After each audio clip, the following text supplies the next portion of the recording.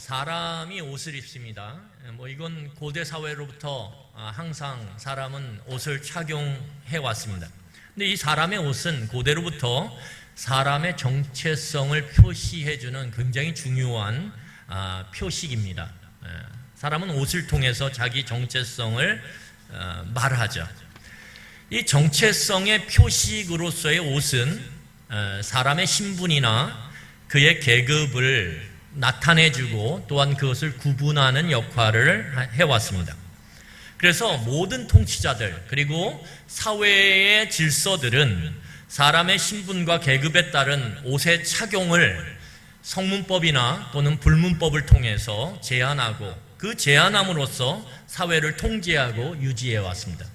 여러분, 그래서 우리가 이렇게 자유롭게 옷을 입는 것은 근대예요. 근대 사회에 들어와서 이제 우리가 신분에 상관없이 또 나의 계급에 상관없이 옷을 입게 된 거죠. 그 이전에는 신분에 따라서 계급에 따라서 사회적 위치에 따라서 입는 옷들이 정해져 있고 그것이 성문법이든 아니면 사회적인 불문법, 사회법을 통해서 그것들이 제한되어지고 그럼으로 인해서 사람들을 통치하고 그리고 사람들을 통제했습니다. 그러니까 이렇게 옷을 입는 거 되게 어떤 거예요? 자유로운 거죠. 굉장히 혜택을 입고 있는 거예요. 이 시대 가운데 우리가. 성경은 동일하게 성도의 정체성, 성도라고 하는 존재의 정체성을 유지하기 위해서 특별한 옷을 입어야 된다라고 성경은 이야기합니다. 그 옷이 바로 무엇이냐면 오늘 본문에 나오는 하나님의 전신갑주입니다. 이 전신갑주라고 하는 옷의 일체를 착용하는 것이 성도의 정체성을 지키는 데 있어서 굉장히 중요하다라고 강조하고 있어요. 그러면 오늘 우리는 본문 말씀을 통해서 도대체 하나님의 전신갑주가 무엇을 의미하는지 함께 살펴보며 은혜를 나누길 바랍니다. 여러분, 성도의 싸움, 지난주에 우리가 성도는 싸우는 존재다라고 말씀을 통해서 우리가 알게 됐습니다. 성도는 사람을 상대해서 싸우는 게 아니라 세상 가운데에 이 세상의 질서를 좌지우지하는 악한 영의 세력과 싸우는 것이다. 그것을 성경은 사탄이다 라고 이야기합니다. 그러니까 사탄은 한 존재가 아니라 집단이에요. 세력이에요. 이 세력과 싸우는데 이 싸움의 본질이 뭐냐라고 할 때 에베소서는 이 싸움의 본질이 정체성을 지키는 것이다 라고 정의합니다. 그러니까 성도의 싸움의 본질은 정체성을 지키는 거예요. 성도의 정체성을 지키느냐, 성도의 정체성을 잃어버리느냐, 이 싸움이라는 거예요.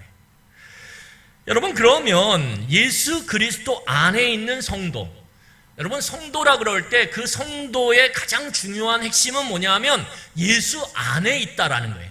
우리가 예수 안에 있을 때 거룩한 하나님의 백성으로서의 신분을 갖습니다. 이 예수 안에 있는 성도가 갖고 있는 정체성이 도대체 뭐냐? 이것이 중요합니다. 그래, 그걸 알아야 우리가 그 정체성을 지킬 수 있는 것이죠. 자, 오늘 우리는 에베소서 5장 8절로 돌아가서 에베소서 5장 8절에서 이야기하는 성도의 정체성이 무엇인지 한번 살펴보도록 하겠습니다. 우리 에베소서 5장 8절을 같이 읽겠습니다. 시작. 너희가 전에는 어둠이더니 이제는 주 안에서 빛이라. 빛의 자녀들처럼 행하라.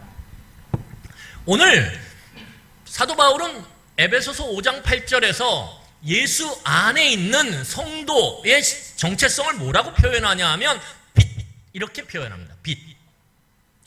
그러면 예수 안에 있기 전에 예수 바깥에 있을 때 그러면 우리들의 정체성은 뭐였냐? 어둠이라는 거예요. 그냥 어둠. 어둠은 성경에서 뭐와 연관이 되죠? 악한 영의 세력과 연관이 되는 거예요. 죄와 연관이 되는 거예요. 그러니까 우리가 예수 바깥에 있을 땐 악한 영의 세력에 의해서 죄를 짓는 그러한 정체성을 갖고 이 세상을 살아간다라는 거예요. 그런데 예수 안에 들어오게 되면 우리의 정체성이 뭘로 바뀌냐면 빛으로 바뀐다라는 거예요. 빛으로. 여러분, 그래서 오늘 본문 에베소서 5장 8절 우리가 읽었던 그 부분을 보면 이렇게 표현합니다. 이제 주 안에서 빛이라. 빛인데 그 빛이 되는 이유가 뭐냐? 우리가 주 안에 있기 때문에 그래요. 예수 그리스도 안에 있기 때문에. 이것을 성경은 뭐라고 이야기하냐면 예수 그리스도를 믿는다라고 표현하는 것입니다. 믿는다. 우리가 예수 그리스도를 믿을 때 예수 그리스도 안에 있게 되고 예수 그리스도 안에 있게 될 때 우리는 어둠이 아니라 빛으로 우리의 정체성이 바뀐다라는 거예요. 여러분, 그래서 우리는 빛이 주 안에 있는 우리의 정체성이고, 빛인 우리는 오늘 5장 8절에 보면 뭐라고 얘기하냐면 빛의 자녀들처럼 행하라 라고 얘기합니다. 무슨 말이냐면 일상생활 가운데서 우리는 열매를 드러내게 된다라는 거예요. 그러니까 빛의 정체성은 가만히 숨겨져 있지 않아요. 어떻게 합니까? 우리가 갖게 된 새로운 정체성, 빛은 밖으로 드러나게 돼 있다라는 거예요. 그 밖으로 드러나는 걸 뭐라고 얘기하냐면 빛의 자녀처럼 행한다라고 해서 이것은 일상생활 가운데서의 열매, 일상생활 가운데서의 모습을 이야기합니다. 그래서 이 일상생활 가운데서 빛의 자녀처럼 행하는 것은 무엇이냐 하면 선택이 아니에요. 사명이에요. 빛이 된 자들은 반드시 빛을 드러내야 돼요. 빛으로 행해야 돼요. 이것은 빛을 정체성으로 새롭게 갖게 된 모든 존재들이 삶 가운데서, 일상의 삶 가운데서 행해야 되는 사명입니다. 사명. 여러분, 그래서 우리의 사명은 뭐냐면 세상에 빛을 비추어서, 우리를 비추어서 세상의 어둠을 몰아내는 것, 이것이 우리의 사명이에요. 그러니까 하나님이 왜 우리를 그리스도 안에 들어오게 하셔서 그 안에서 빛으로 우리를 새롭게 만드셨냐? 비추기 위해서. 그러니까 여러분들이나 저의 사명은 뭐냐면 오늘 열심히 어둠의 세상 가운데 빛을 비추는 거예요. 일상의 삶 가운데. 이게 우리의 사명이고 이것이 하나님이 우리를 부르신 목적이라는 거예요. 이 목적에 부합한 삶을 사는 게 하나님의 시간 속에서 우리의 시간이 카운트되는 거예요. 여러분, 우리는 시간 속에서 살아가면서 하나님과 상관없는 시간을 삶으로 하나님이 우리의 시간을 카운팅하지 않을 수 있어요. 세지 않을 수 있어요. 그러니까 우리의 삶이 도대체 하나님의 입장에서 볼 때 잘 살고 있네. 시간이 카운팅되고 있냐? 아니면 시간이 카운팅되지 않고 있냐? 그냥 멈춰 있냐? 인생을 살긴 사는데 전혀 하나님이 상관없는, 하나님과 전혀 별개의 삶을 살고 있냐? 다른 거예요, 이게. 여러분, 오늘 마태복음 5장 14절로 16절을 보면 예수님께서 빛된 새로운 정체성을 갖게 된 하나님의 백성에 대해서 그의 사명을 이렇게 이야기합니다. 우리 마태복음 5장 14절로 16절 같이 읽도록 하겠습니다. 같이 읽겠습니다. 시작. 너희는 세상의 빛이라. 산 위에 있는 동네가 숨겨지지 못할 것이요 사람이 등불을 켜서 말 아래에 두지 아니하고 등경 위에 두나니 이러므로 집안 모든 사람에게 비치느니라. 여러분, 오늘 예수님도 뭐라고 말씀하시냐면 예수 안에 있는 제자들을 향해서 뭐라고 얘기합니까? 너희는 세상의 빛이라, 이렇게 얘기해요. 그럼 빛의 사명은 뭐냐? 산 꼭대기에 올라가서 열심히 빛을 비추는 거예요. 빛을 비추는 거예요. 그 빛을 비추는 그것을 뭐라 그러냐면 오늘 동일하게 일상의 삶 가운데서의 착한 행실이라고 얘기합니다. 착한 행실.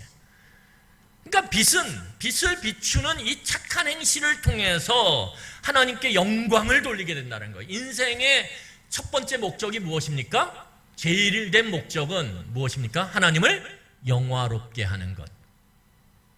그러니까 하나님을 영광스럽게 만드는, 하나님을 영화롭게 하는 것의 가장 중요한 핵심이 뭐냐면 빛을 비추는 거예요. 여러분, 이 착한 행실, 빛을 비추는 일상의 삶 가운데서의 행위, 이것에 반대되는 게 무엇일까요? 악한 행실이죠. 착한 행실에 반대되는 건 악한 행실이에요. 그럼 악한 행실은 뭐와 연관되어 있냐? 성경을 보면 악한 행실은 다 죄와 연관되어 있습니다. 따라서 착한 행실이라고 하는 것은 죄의 반대인 의와 연관되어 있고 그 의라는 것은 성경에서 그냥 우리가 생각하는 윤리적이고 도덕적인 착한 행실 몇 개를 이야기하는 게 아니라 성경에서의 은은 반드시 하나님과 연결되게 돼 있어요.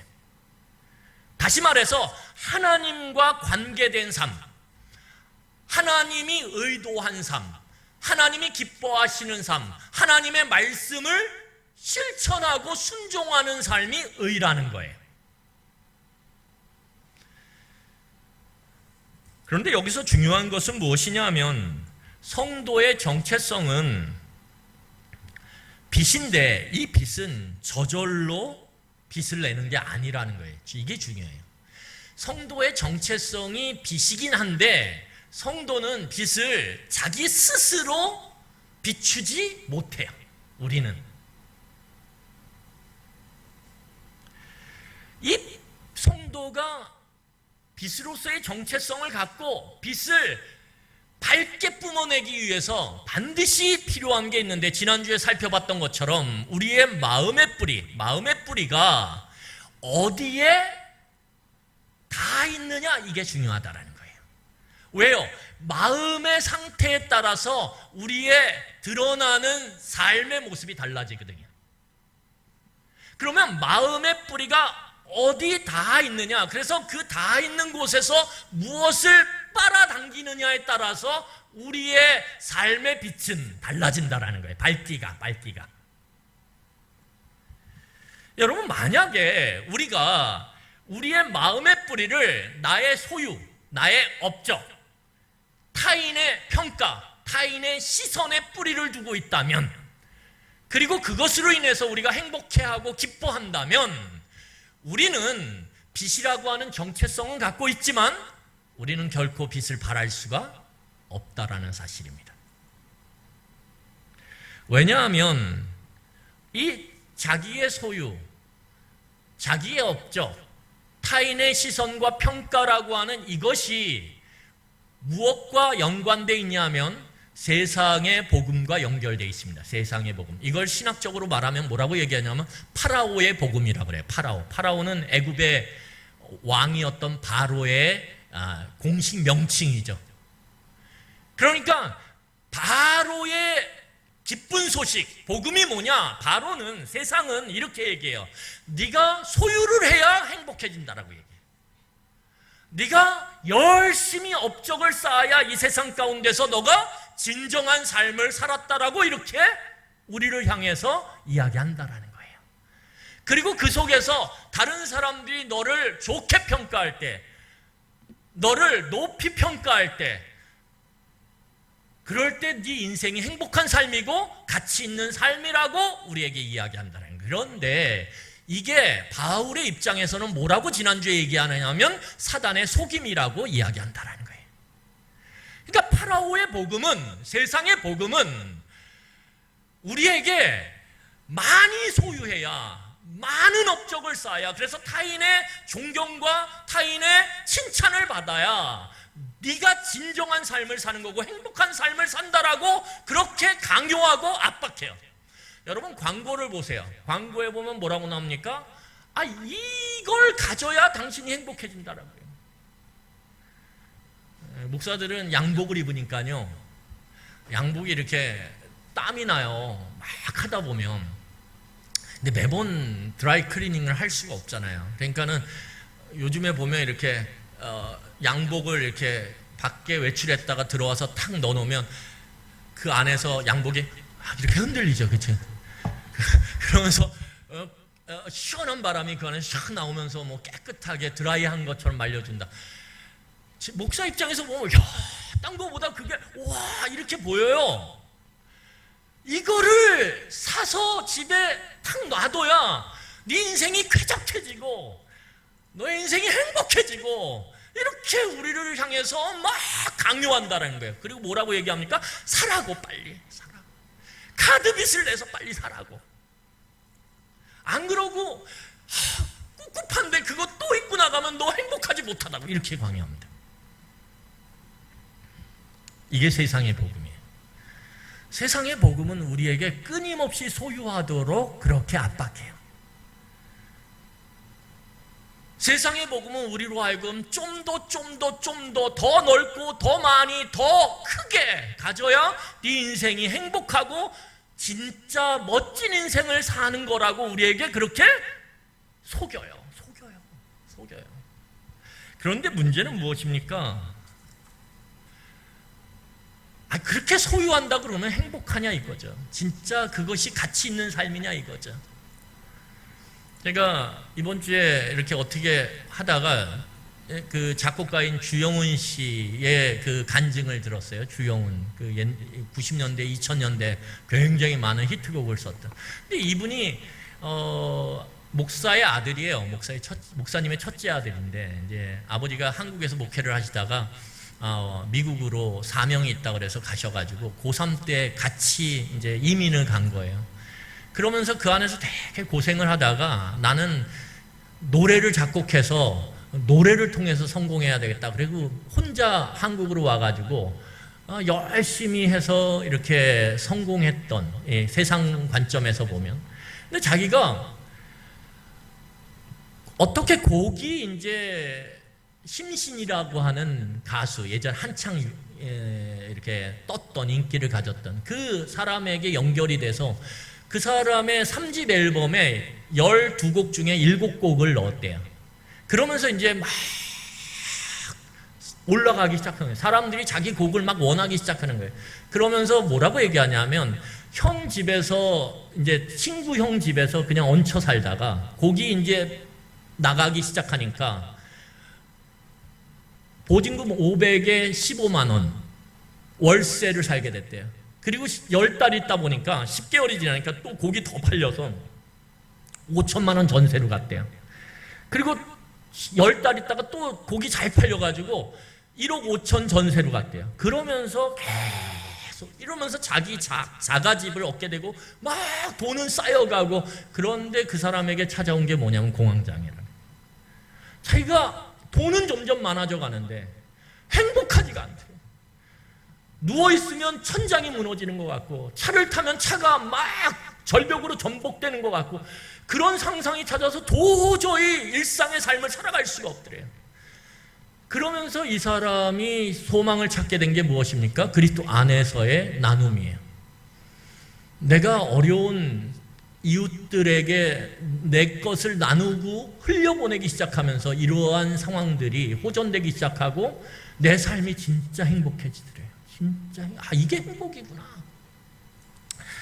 그러니까 여러분, 세상은요, 세상의 복음은 우리에게 끊임없이 소유와 타인의 시선과 평가를 강요해요. 그게 세상의 특징이에요. 자, 요한 1서 우리 2장 16절을 같이 보도록 하겠습니다. 요한 1서 2장 16절입니다. 우리 같이 읽겠습니다. 시작. 이는 세상에 있는 모든 것이 육신의 정욕과 안목의 정욕과 이생의 자랑이니 다 아버지께로부터 온 것이 아니요 세상으로부터 온 것이라. 여러분, 세상으로부터 오는 것이 무엇이냐면 하나님으로부터 오는 게 아니에요. 세상으로부터 오는 건 뭐냐면 육신의 정욕이에요. 육신의 정욕이 뭘까요? 성경에서 육신이라고 할 때 그 육신은 단지 몸을 이야기하지 않아요. 그 몸이 어떤 특징을 갖냐면 죄로 인해서 타락된 몸을 이야기해요. 그래서 여기서 육신의 정욕이라고 하는 것은 죄로 인해서 타락된 인간의 몸이 원하는 욕망이에요. 우리 몸이 원하는 욕망 아닙니다. 몸이 원하는 건 무엇이에요? 배고프면 먹어야죠. 이것은 하나님께서 주신 자연스러운 욕망이에요. 그게 문제가 아니라는 거예요. 여기서의 문제는 우리의 육신, 우리의 몸이 죄로 인해서 타락돼서 갖게 되는 죄로 인한 욕망이 있다라는 거예요. 그것을 의미해요. 그게 성적인 것이든 그것이 끝없는 안락과 평안함을 구하는 것이든 상관없어요. 죄로 인해서 갖게 되는 육신의 욕망이 있다. 강렬한 욕망이 있다라는 거예요. 두 번째는 뭐냐면 안목의 정욕이에요. 여러분, 안목의 정욕이 무엇입니까? 눈에 보이는 유형과 무형의 대상에 대해서 끊임없이 소유하고 싶어하는 갈망이에요. 그냥 눈에 보이는 것이든 눈에 보이지 않든 하여튼 그 갖고 싶어요. 저걸 못 가지면 잠이 안 와요. 그걸 못 가지면 마음이 불안해요. 그래서 어떻게든 그것을 가지려고 하는 수단과 방법을 가리지 않고, 그것이 불법이라 할지라도 이게 안목의 정욕이에요. 여러분, 그러면 이생의 자랑은 뭘까요? 이생의 자랑은 세상의 소유와 그리고 세상에서 쌓은 업적을 통해서 화려한 삶을 영위하기를 원하고 그것을 남들에게 끊임없이 과시하고 뽐내고자 하는 마음, 그게 이생의 자랑이라는 거예요. 여러분, 요 세 가지는 어디로부터 왔어요? 세상으로부터 온다는 거예요. 세상의 복음이라는 거예요. 세상이 뭐라고 얘기하냐면 이 육신의 정욕과 안목의 정욕과 이생의 자랑을 네 삶 가운데서 얼마나 갖느냐에 따라서 너는 행복한 삶을 사는 거다, 너는 진짜 가치 있는 삶을 사는 거라고 우리에게 가짜 기쁜 소식을 전하는 거예요. 가짜 기쁜 소식. 복음이라는 게 뭐죠? 기쁜 소식이죠. 헬라어로 유앙겔리온, 기쁜 소식. 이 세상이 이야기하는 기쁜 소식이라는 거예요. 그런데 여러분, 놀라운 건 무엇입니까? 우리 주변에 수많은 스타들이 있어요. 그런데 그 스타들이 돈도 없고 명예도 없고, 그래서 여기 보이는 것처럼 육신의 정욕과 안목의 정욕과 이생의 자랑이 충만해요. 얼마나 편하게 살아가는지 몰라요. 옆에 매니저들이 문 다 열어주고요, 음료 다 갖다 주고요, 먹을 거 다 갖다 주고요, 그냥 앉아 있으면 돼요. 너무 편안해, 너무 편안해. 자기 스케줄 다 정리해 주고요, 옷 드라이클리닝 맡았다 다 갖고 오고요. 얼마나 편한지 몰라요. 어느 순간에 참 좋겠다 이런 생각 들어요. 안목에 원하는 건 다 사요. 얼마나 걸치는 게 많은지 다 비싼 거래요. 얼마 이렇게 표시되잖아요. 그렇죠? 그래서 저 사람이 지금 입고 걸치고 있는 게 총합 얼마인가 딱 나와요. 뭐 몇천만 원 이렇게 나와요. 예, 귀걸이는 얼마고, 뭐 시계는 얼마고, 뭐 옷은 얼마고, 바지는 얼마고, 양말은 얼마고, 구두는 얼마고 쫙 해서 총액 나오죠. 그럼 몇천만 원. 그럼 저는 이렇게 생각해봐요. 저를 이렇게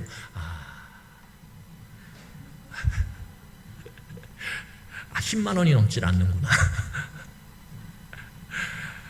그러면 제가 덜 행복하냐 이거예요. 덜 행복하냐, 제가 덜 가치 있는 인생을 살고 있냐 이거예요.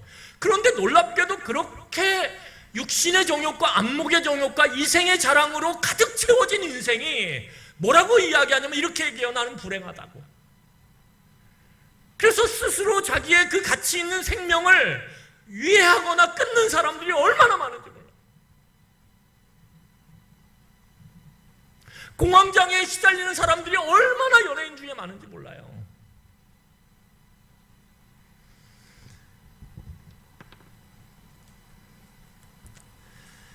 여러분, 세상의 복음은 끊임없이 성도인 우리를 공격해요. 그리고 압박해요. 이 세상의 복음을 받아들여야 네 인생에 의미 있다라고 계속적으로 그렇게 우리를 압박하고 공격해요. 이게 뭐예요? 이게 악한 영의 세력의 공격이고 이것이 우리의 싸움의 본질이라는 거예요. 왜요? 이 세상의 복음은 우리로 하여금 하나님의 자녀로서 예수 그리스도 안에 있는 그 빛으로서의 정체성을 어떻게 해요? 제대로 드러내지 못하게 막거든요. 그래서 세상의 복음의 특징은 뭐냐면 혼합이에요. 계속 혼합시켜요. 계속 혼합시켜요. 우리로 하여금 예수를 믿으면서도 세상의 복음에 귀를 기울이게 만들고 그것을 일정 부분 받아들이게 만들고, 그래서 혼합되게 만들어요.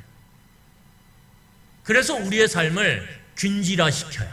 이것도 아니고 저것도 아니고.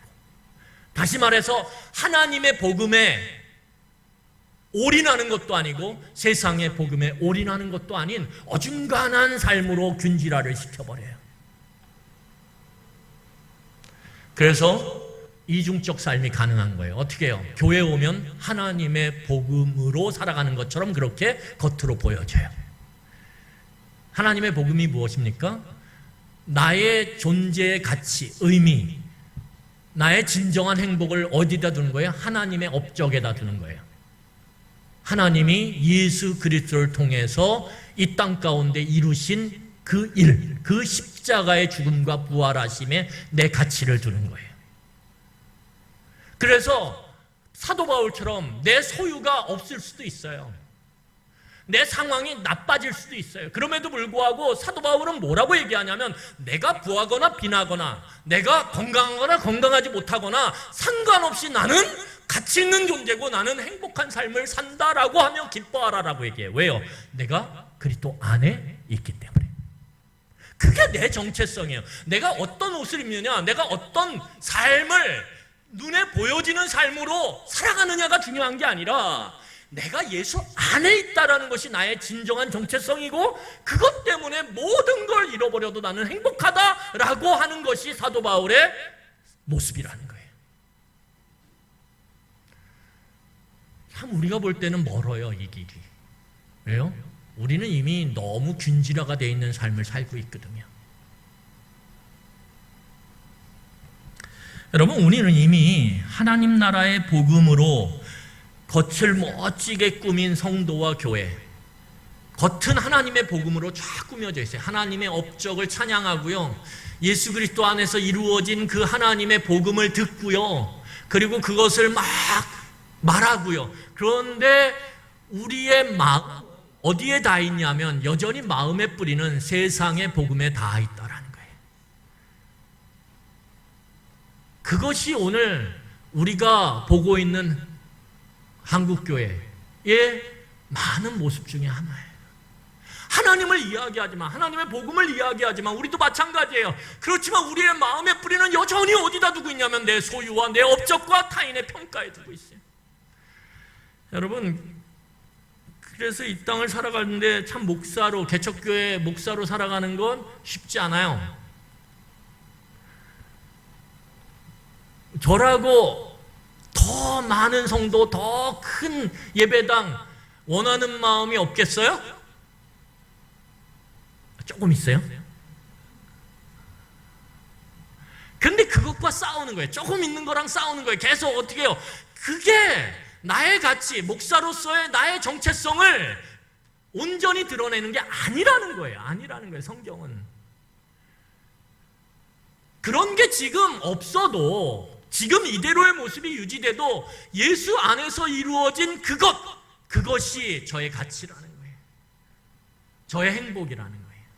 하나님의 평가가 저의 기쁨이고 가치라는 거예요. 그것 때문에 행복할 수 있는 것, 그것이 우리의 정체성이라는 거예요. 여러분, 그래서 이 세상의 복음과 싸우는 것이 만만치가 않아요. 왜냐하면 이미 이 세상의 복음, 나의 소유와 업적, 그리고 타인의 평가와 시선이 나를 결정한다라고 하는, 나의 가치를 결정한다라고 하는 이 정체성이 우리 교회 또 우리 성도들 그 마음 가운데 깊숙이 들어와 있거든요. 그래서 이게 교회의 문화가 돼버렸어요. 문화가. 교회 문화가 됐다는 게 무엇입니까? 자연스러워졌다라는 거예요. 그게 문화라는 건 자연스러운 거죠. 여러분, 제가 이렇게 먹고 마시고 사는 것들이 자연스럽잖아요. 그렇죠? 우리가 지금 누리는 삶이 자연스러운 거죠. 이게 다 문화예요. 여러분들이 요즘에 이렇게 문화가 무엇입니까? 실내에 들어오면 에어컨이 틀어져 있는 거예요. 예전에는 그러지 않았어요. 예전에는 특정한 공공장소에만 에어컨이 나왔어요. 근데 요즘은 문화예요. 그냥 에어컨이 모든 실내에 그냥 나오는 게 문화예요. 만약에 에어컨이 안 나오면 사람들은 어떻게 합니까? 불평을 하기 시작해요. 왜? 자연스러움에서 벗어나거든요. 뭐야 이게? 이렇게 되죠. 문화라는 건 우리가 숨쉬고 우리가 호흡하고 우리가 먹고 사는 그 자체가 문화예요. 그래서 자연스러운 거예요. 여러분, 세상의 복음이 오늘날 한국교회 안에, 우리 성도들 안에 너무 자연스러운 게 됐어요. 어떤 분이 저한테 물으시더라고요. 이제 어디 설교를 갔는데 끝난 다음에 담임 목사님이 이제 물어요. 개척교회를 하는데, 개척교회를 섬기는데 뭐가 제일 좋냐고. 제가 뭐라 그랬게요? 개척교회에서 뭐가 좋겠어요? 아주 나쁜 질문이에요. 제가 너무 좋다 그랬어요. 뭐가 좋냐 하면 제가 복음을 있는 그대로 설교할 수 있어서 좋다 그랬어요. 오늘날 교회 안에서 이 복음을 그대로 설교하는 것이 너무 어려운 시대가 됐어요. 이걸 그대로 설교하면 마음에 걸리는 사람들이 많거든요. 그러니까 어떻게 합니까? 씩씩대면서 목사님 왜 저런 설교하냐고, 왜 죄에 대한 설교하냐고, 복복복, 평안 평안 이런 걸 설교하지 왜 죄에 대해서 저렇게 까다롭게 설교하냐고 그러면서 항의하는 사람들이 많아요. 근데 너무 감사한 건 우리 교회는 본문 그대로 설교를 해도 항의하는 분이 없어요. 항의는 딱 하나 있어요. 길다. 그거 외에는 없어요. 그거는 제가 애쓰고 노력해서 짧게 하는데요. 그런데 그거 외에는 있어요. 목소리가 크다. 너무 감사해요. 너무 감사해요. 너무 감사해요.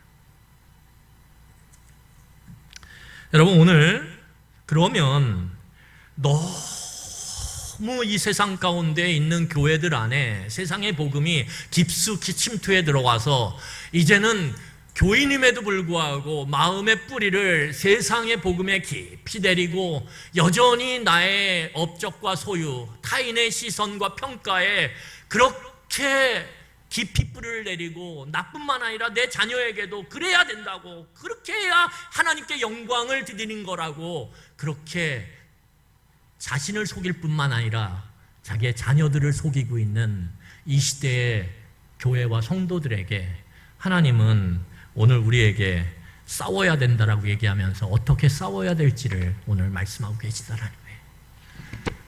자, 그러면 어떻게 싸워야 될까요? 오늘 성경을 보면 전신갑주를 입으라고 이야기해요. 우리 성경 12절과 13절, 본문 12절과 13절을 한번 같이 읽어보도록 하겠습니다. 12, 13절 우리 같이 한번 읽겠습니다. 시작. 우리의 씨름은 혈과 육을 상대하는 것이 아니요 통치자들과 권세들과 이 어둠의 세상 주관자들과 하늘에 있는 악의 영들을 상대함이라. 그러므로 하나님의 전신갑주를 취하라. 이는 악한 날에 너희가 능히 대적하고 모든 일을 행한 후에 서기 위함이라. 여러분, 여기 뭐라고 얘기하냐면 우리가 이 싸움을 위해서, 이 세상 복음과의 싸움을 위해서 어떻게 해야 됩니까? 전신갑주를 취해서 입으라고 얘기해요. 이 전신갑주는 무엇이냐면 전쟁터에 나가는 군인이 방어하고 공격하기 위해서 입고 그 다음에 착용해야 되는 전투장비 모든 일체를 이야기해요. 그러니까 전쟁터에 나가려면 이 방어와 공격을 위해서 여기서 이야기하는 이 전신갑주라고 하는 옷의 일체를 다 착용해야 돼요. 착용해야 돼요. 오늘 본문은 이것이 선택사항이라고 말하잖아요. 어떻게요? 필수다라고 얘기해요. 필수. 여러분, 그러면 전쟁터에 나가느냐 마느냐를 우리가 선택할 수 있냐? 아니에요. 우리가 이 세상에 두 발을 딛고 사는 이상 우리는 이미 전쟁터 한복판에 서 있다라는 거예요. 세상에 끊임없는 복음이 우리를 공격하고 있다라는 거예요. 그 공격의 한복판에 이미 저나 여러분들은 서 있어요. 서 있어요. 직장에서도, 가정에서도,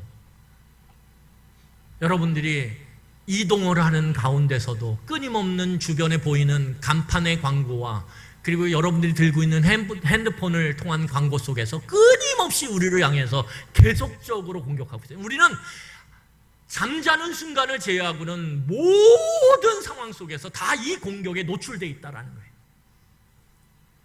그러니까 이 싸움은 하고 말고의 싸움이 아니라 싸워야 되는 거예요. 싸우지 않으면 어떻게 됩니까? 우리는 껍데기는 하나님의 복음을 이야기하지만 속은 세상의 복음 가운데서 여전히 신음하며 여전히 시기 질투하며 경쟁하며 끊임없이 내면의 전쟁터에서 살아가는 거예요. 내면의 전쟁터.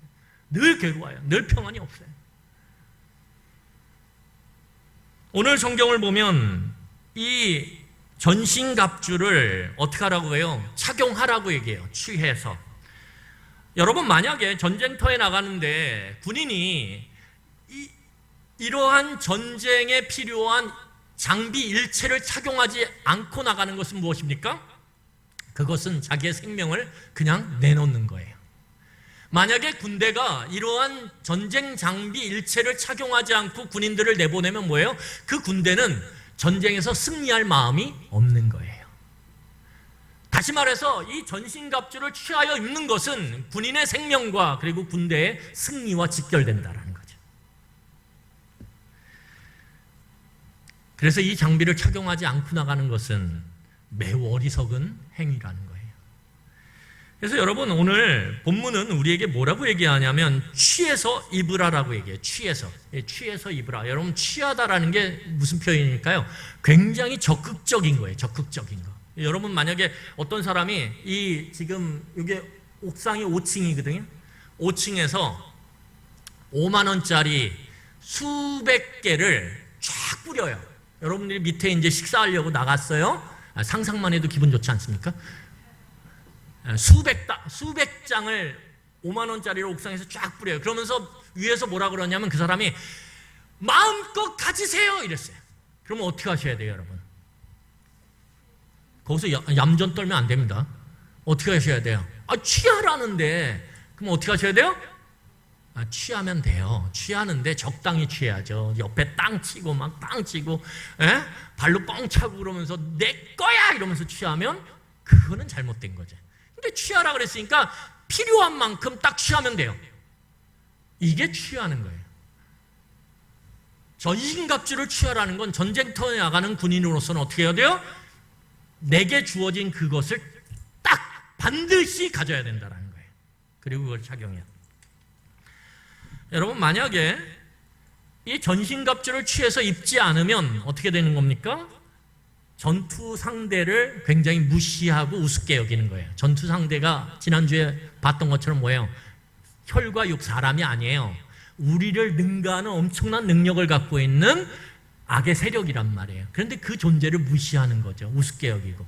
만약에 이 전신갑주를 취하여 입으라라고 하는 이것을 우리가 우습게 여기고 취하지 않으면 뭐예요? 싸움의 본질을 모르는 무지예요. 그리고 어리석음이고.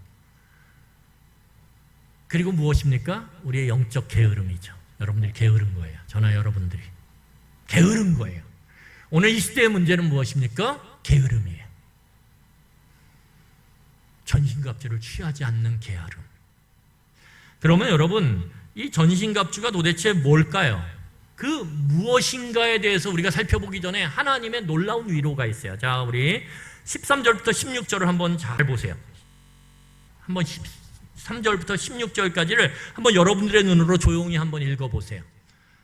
거기서 하나님의 위로가 뭘까 도대체? 전쟁터에 지금 두렵고 떨리는 마음으로 서 있는 우리에게 주시는 하나님의 위로가 뭘까? 주 안에 있는 성도들에게 그 빛의 정체성을 지키라고 말씀하시는 우리들에게, 그 교회에게 주시는 하나님의 위로가 뭐냐 이거죠. 뭘까요? 오늘 13절부터 16절까지 보면 뭐라고 나옵니까? 하나님의 위로가 능히예요. 뭐라고요? 능히. 우리가 전신갑주를 입고 서면, 전쟁터에 서면, 취하여 입고 서기만 하면 이 싸움은 이기는 싸움이에요? 지는 싸움이에요? 능히 이기는 싸움이라는 거예요. 문제는 뭐냐 하면 우리가 싸움의 본질을 몰라서 이 전신갑주를 취하는 일을 하지 않아요. 무지하기 때문에, 어리석기 때문에, 교만하기 때문에. 이거 하지 않아도 내가 얼마든지 빛의 자녀로서 살아갈 수 있어 라고 착각한다라는 거예요. 결정적인 건 뭐예요? 우리의 게으름이에요. 우리의 게으름. 게을러요. 이 전신갑주를 취해서 입으라고 눈앞에 줬는데도 취해서 입을 생각을 안 해요. 우리의 영적 게으름.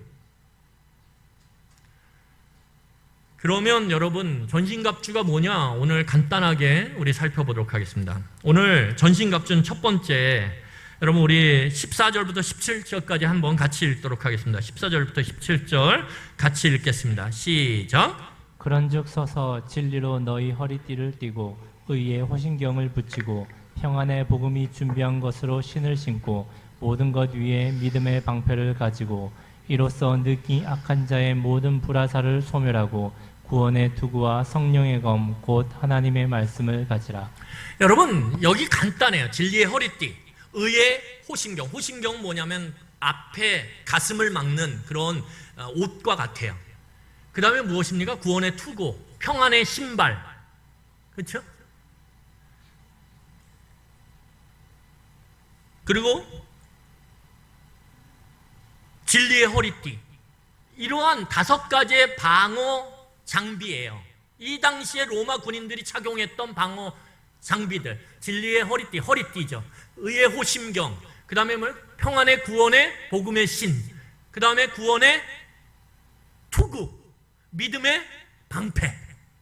이게 이 당시에 로마 군인들이 전쟁터에 나갈 때 반드시 착용했던 일체의 전투 장비라는 거예요.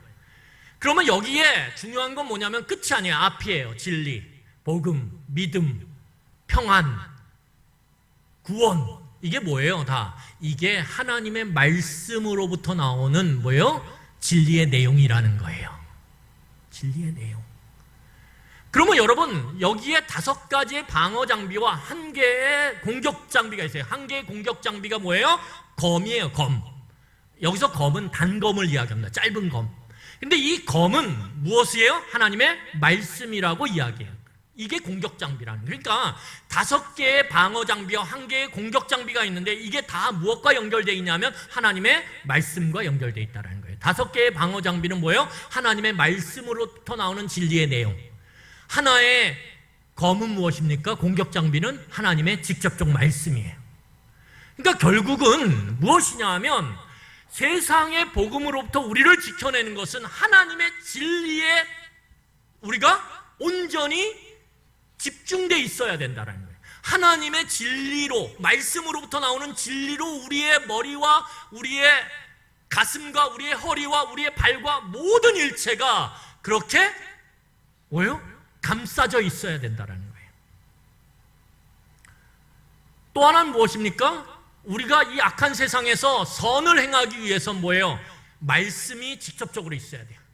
그 말씀을 갖고 우리가 순종하면서 선한 착한 행실을 행해 나가는 것이에요. 그러니까 여러분 세상의 복음의 공격에 내가 말씀으로부터 오는 진리의 내용으로 확신을 가질 때 우리는 그것을 튕겨내고 방어할 수 있어요. 또 하나는 무엇입니까? 우리가 하나님의 말씀을 갖고 순종함으로 어떻게 해요? 이 세상 가운데 선한 발걸음으로 전진할 수 있는 거예요. 그래야 전쟁에서 이기거든요. 중요한 건 뭐냐면 이 모든 전신갑주의 일체는 다 하나님의 말씀과 연결되어 있다는 거예요. 두 번째는 무엇이냐면 이 전신갑주를 오늘 본문을 보면 14절부터 17절 다시 보세요. 14절부터 17절을 다시 보면 뭐라고 얘기하냐면 허리띠를 뭐 하라 그래요? 띠고 그쵸? 이렇게 띠는 거는 딱 쪼매는 거죠. 그 다음에 무엇이에요? 호신경을 어떻게 하라 그래요? 붙이고 신을 어떻게 하래요? 신고 그 다음에 뭐예요? 방패를 어떻게 해요? 가지고 잡고 이게 뭐냐 하면 가까이 두라는 거예요. 하나님의 말씀과 그 말씀으로부터 나오는 진리를 우리의 삶에 가까이 두지 않으면 그래서 나의 몸과 이 전신갑주의 장비를 일체화하지 않으면 우리는 여지없이 공격을 당해요. 그러니까 여러분 간단해요. 오늘 전신갑주가 이야기하는 게 무엇입니까? 하나님의 말씀을 통해서 우리가 끊임없이 우리를 세상의 복음으로부터 보호해야 된다는 거예요. 보호해야 된다. 그러니까 말씀과 멀어지면 멀어질수록 우리는 이 세상의 복음의 날카로운 공격 앞에서 속수무책이 될 수밖에 없어요. 말씀에서 멀어지면 말씀을 펴서 읽은 지가 여러분 일주일이 되고 한 달이 되고 2달이 되고 6개월이 되었으면 여러분들은 교회에 나오지만 우리는 어떻게 된 거예요? 끊임없이 일상의 삶 가운데서 세상의 복음에 노출돼서 끊임없이 이곳저곳이 난타를 당하고 찔림을 당해서 우리는 세상 속에서 세상의 복음을 따라서 지금 살아가고 있는 거예요.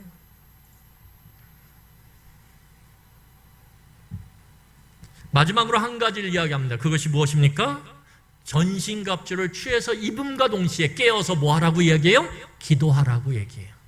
여러분 제가 복음에 대해서 그 복음의 진리에 대해서 하나님의 말씀에 대해서 날마다 보지 않겠습니까? 설교하려고 여러분 말씀을 계속 연구하지 않겠습니까? 그래서 나름 복음의 진리에 대해서 말씀에 대해서 그래도 무장하고 안다라고 생각해요. 그런데 저도 여지없이 이 목회자로서의 아까 말씀하셨던 것처럼 그 세상의 복음이 저를 향해서 계속 공격해요. 네가 몇 명이 돼야 그래도 사람들에게 성공한 목회자라고 이야기하지 않겠니?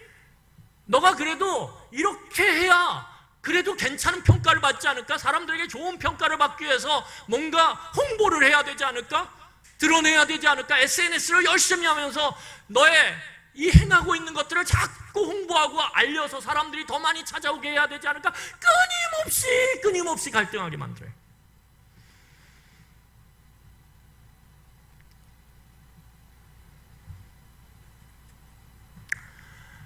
저는 복음의 내용을 알고 있는데, 하나님의 말씀을 보고 있는데도 끊임없이 공격하고 갈등하게 만들고, 내 마음이 하루에도 몇 번씩 뒤집어지듯이 뒤집어지고 또 뒤집어져요.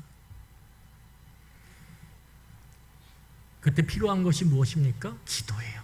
깨어서 기도하는.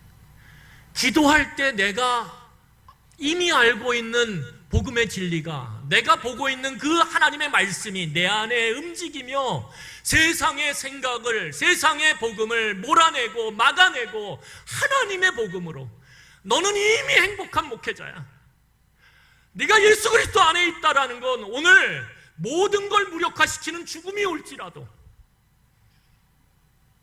너는 그 죽음 앞에서도 당당할 수 있는 그리스도 안에 있는 행복한 목회자야. 사람들의 그 아침과 저녁에 변하는 그 타인의 시선과 평가가 중요한 게 아니라 오늘도 동일하게 너를 향해 내 사랑하는 아들이다, 너는 내 사랑하는 자녀다, 내가 너를 위하여 내 독생자 아들을 죽이기까지 사랑했다라고 하는 그 하나님의 평가와 시선이 오늘도 동일하게 내게 말씀하고 있다라는 사실 앞에서 우리는 오늘 세상의 복음이 아닌 하나님의 복음을 향해 하나님의 평가와 시선, 하나님의 이루신 업적을 통하여 우리의 존재의 가치와 의미를 갖게 된다는 거예요. 그럴 때 세상의 복음을 막아낼 수 있는 거예요. 기도가 우리가 알고 있는 그 진리와 하나님의 말씀을 활성화시켜서 오늘 세상의 복음을 막아내고 이겨내는 그러한 전신갑주의 장비로서의 역할을 감당할 수 있다라는 거예요. 여러분, 왜 우리가 하나님의 말씀을 취하여 읽고 그것들을 묵상하고 그것들을 통하여 오늘 나의 삶 가운데서, 그리고 내 자녀의 삶 가운데서, 내 남편과 아내의 삶 가운데서 세상의 복음을 향해서 달려나가고 그걸로 사람을 평가하는 그것을 왜 멈추지 못해요? 왜 멈추지 못해요? 말씀을 가까이 하지 않거든요. 기도를 가까이 하지 않거든요. 우리의 영적인 게으름이 결국은 우리가 세상의 복음으로 균질화되고 혼합되는 것들을 막아설 수 없다라는 거예요. 오늘 그래서 사도 바울은 이렇게 얘기해요. 깨어서 기도하라고. 이건 사도 바울만의 이야기가 아니에요. 베드로 전서 5장 8절을 보면 베드로 사도도 이렇게 얘기하고 있어요. 우리 같이 읽고 말씀 마치겠습니다. 같이 읽겠습니다. 시작. 근신하라 깨어라 너희 대적마귀가 우는 사자같이 두루 삼키며 삼킬 자를 찾나니.